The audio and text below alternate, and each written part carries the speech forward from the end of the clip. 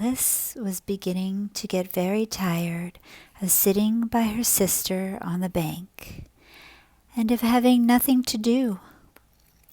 Once or twice she had peeped into the book her sister was reading, but it had no pictures or conversations in it. And what is the use of a book, thought Alice, without pictures or conversations? So she was considering her own mind, as well as she could, for the hot day made her feel very sleepy and silly. Whether the pleasure of making a daisy chain would be worth the trouble of getting up and picking the daisies, when suddenly a white rabbit with pink eyes ran close by her. There was nothing so very remarkable in that, nor did Alice think it so very much out of the way to hear the rabbit say to itself, oh dear, I shall be too late." When she thought it over afterwards, it occurred to her that she ought to have wondered at this, but at the time it all seemed quite natural. But when the rabbit actually took a watch out of its waistcoat pocket and looked at it and then hurried on, Alice started to her feet, for it flashed across her mind that she had never before seen a rabbit with either a waistcoat pocket or a watch to take out of it, and, burning with curiosity, she ran across the field after it, and was just in time to see it pop down a large rabbit hole under the hedge. In another moment, down went Alice after it, never once considering how in the world she was to get out again. The rabbit hole went straight on like a tunnel for some way, and then dipped down suddenly. So suddenly that Alice had not a moment to think about stopping herself before she found herself falling down what seemed to be a very deep well. Either the well was very deep, or she fell slowly, for she had plenty of time as she went down to look about her and to wonder what was going to happen next. First, she tried to look down and make out what she was coming to, but it was too dark to see anything.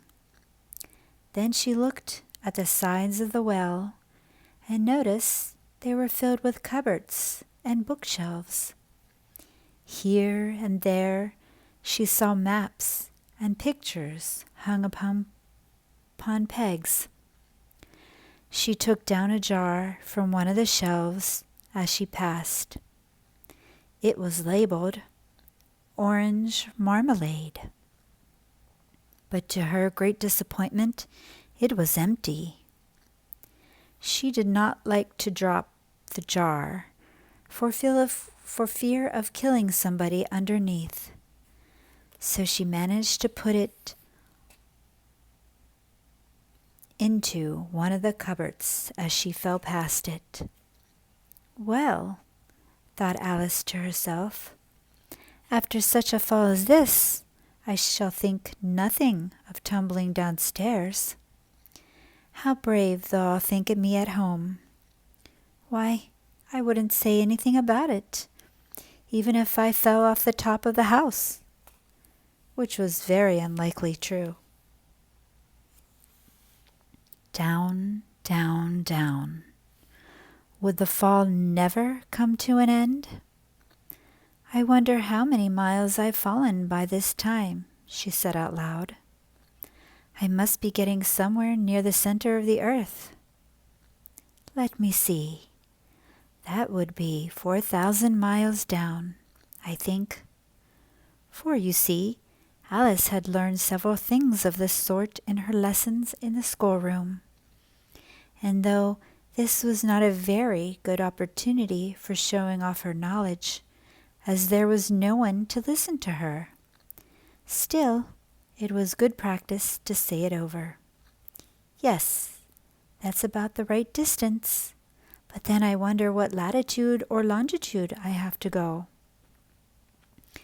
Alice had not the slightest idea what latitude was, or longitude either, but she thought they were nice grand words to say. Presently she began again. I wonder if I shall fall right through the earth. How funny it'll seem to come out among the people that walk with their heads downwards. The antipathies, I think. She was rather glad there was no one listening, this time, as it didn't sound at all the right word. But I shall have to ask them what the name of the country is, you know. Please, ma'am, is this New Zealand or Australia? And she tried to curtsy as she spoke. Fancy curtsying as you're falling through the air. Do you think you could manage it? And what an ignorant little girl she'll think me for asking. No, it'll never do to ask. Perhaps I shall see it written up somewhere. Down, down, down. There was nothing else to do, so Alice began talking again. Dinah, miss me very much tonight, I should think. Dinah was the cat. I hope they'll remember her saucer of milk at tea time. Dinah, my dear, I wish you were down here with me. There are no mice in the air, I'm afraid, but you might catch a bat, and that's very like a mouse, you know. But do cats eat bats, I wonder? And here Alice began to get rather sleepy, and went on saying to herself in a dreamy sort of way, do cats eat bats? Do cats eat bats? And sometimes, do bats eat cats? For you see, as she couldn't answer either question, it didn't much matter which way she put it. She felt that she was dozing off, and had just begun to dream that she was walking hand in hand with Dinah, and was saying to her very earnestly, Now, Dinah, tell me the truth. Did you ever eat a bat? When suddenly, thump, thump, down she came upon a heap of sticks and dry leaves, and the fall was over.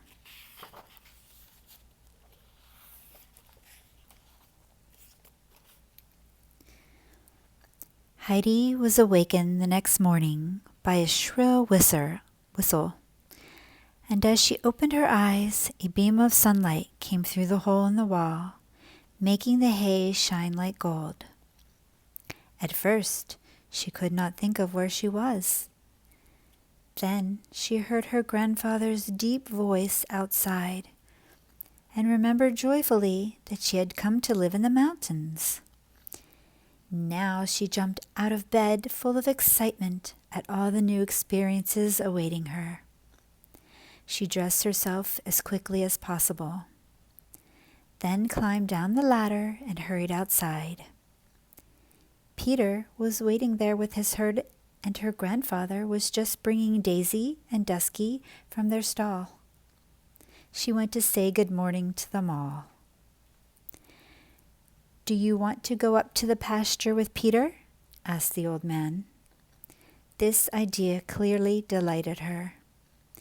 You must have a wash first, or the sun will laugh to see you look so black. He pointed to a tub full of water standing in the sun beside the door, and Heidi went over to it at once and began to splash about. Uncle Alp went out indoors calling to Peter. Come here, General of the Goats, and bring your knapsack with you.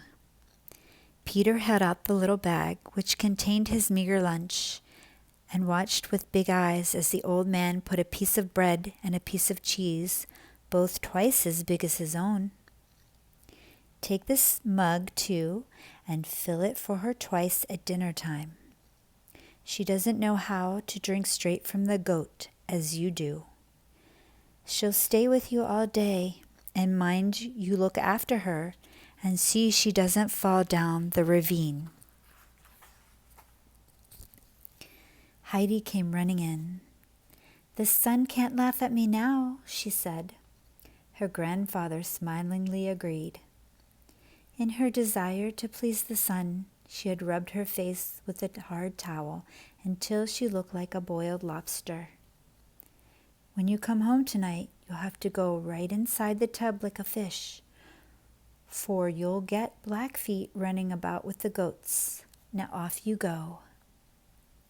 It was very beautiful on the mountain that morning. The night wind had blown all the clouds away, and the sky was a deep blue. The sun shone brilliantly on the green pasture land and on the flowers which were blooming everywhere. There were primroses, blue gentian, and dainty yellow rock roses. Heidi rushed to and fro, wild with excitement at the sight of them. She quite forgot Peter and the goats, and kept stopping to gather flowers and put them in her apron. She wanted to take them home to stick among the hay in her bedroom, to make it look like a meadow. Peter needed eyes all around his head. It was more than one pair could do to keep watch on Heidi as well as the goats, for they too were running about in and all directions. He had to whistle and shout and swing his stick in the air to bring the wandered animals together. "Where have you got to now, Heidi?" he called once rather crossly. "Here," came her voice from behind a little hillock some distance back. It was covered with primulas, which had the most delicious scent. Heidi had never smelled anything so lovely before, and had sat down among them to enjoy it to the full. "Come on," called Peter. "Uncle said it wasn't too late to let you fall over the ravine." "Where's that?" she called without moving. "Right up above. We've still a long way to go, so do come on. Hear the old hawk croaking up there?" Heidi jumped up at this last remark and ran to him with her apron full of flowers. "You've got enough now," he said, as they started to climb again. "Don't pick any more. Otherwise, you'll always be lagging behind. And besides, if you keep on, there won't be any left for tomorrow." Heidi saw the sense of this, and anyway, her apron was almost full. She kept close to Peter after that, and the goats went on in a more orderly fashion too, for now they could smell the fragrant herbs they loved which grew on their grazing ground, and were anxious to reach them. Peter usually took up his quarters for the day at the very foot of a rocky mountain peak. On the steep slopes above, there were only a few bushes and stunted fir trees, and the summit itself was just bare rock. On one side was the sheer drop over the ravine which Uncle Alp had spoken of. When they had reached this place, Peter took off his knapsack and laid it, for safety, in a little hollow, for there were sometimes strong gusts of wind, and he had no wish to see his precious food go bowling down the mountain. Then he lay down in the sun to rest after the strenuous climb. Heidi put on her apron full of flowers in the same little hollow. Then she sat down beside Peter and looked around her. The valley below was bathed in sunlight. In front of them, snow-clad mountains stood out against the blue sky, and to the left of this was a huge mass of rock with jagged twin peaks. Everything was very still. Only a gentle breeze set the blue and yellow flowers nodding on their slender stems. Peter fell asleep, and the goats climbed about among the bushes. Heidi sat quite still, enjoying it all. She gazed so intently at the mountain peaks that soon they seemed to her to have faces and to be looking at her like old friends. Suddenly, she heard a loud noise. Looking up, she saw an enormous bird circling overhead with outstretched wings and croaking harshly as it flew. "Peter, Peter, wake up!" she cried. "Here's the hawk." Peter sat up, and together they watched as the great bird soared higher and higher into the sky and finally disappeared over the gray peaks. "Where has it gone to?" asked Heidi, who had never seen a bird as big as that before and had watched as its flight with great interest. "Home to its nest," Peter replied. "Does it live right up there? How wonderful! Why does it make such a noise?" "Because it has to," explained Peter briefly. "Let's climb up and see where it lives," she proposed. "Oh no, we won't. Even the goats can't climb as high as that. And don't forget, Uncle told me to look after you," he said with marked disapproval. To Heidi's surprise, he then began whistling and shouting, but the goats recognized the familiar sounds and came towards him from all directions, though some lingered to nibble a tasty blade of grass, while others butted one another playfully. Heidi jumped up and ran among them, delighted to see them so obviously enjoying themselves. She spoke to each one, and every one was different and easily distinguishable from the others. Meanwhile, Peter opened his bag and spread its contents out in a square on the ground. 2 large portions for Heidi and 2 smaller ones for himself. Then he filled the mug with milk from Daisy and placed it in the middle of the square. He called to Heidi, but she was slower to come than the goats had been. She was so busy with her new playmates that she had ears and eyes for nothing else. He went on calling till his voice re-echoed from the rocks, and at last she appeared. When she saw the meal laid out so invitingly, she skipped up and down with pleasure.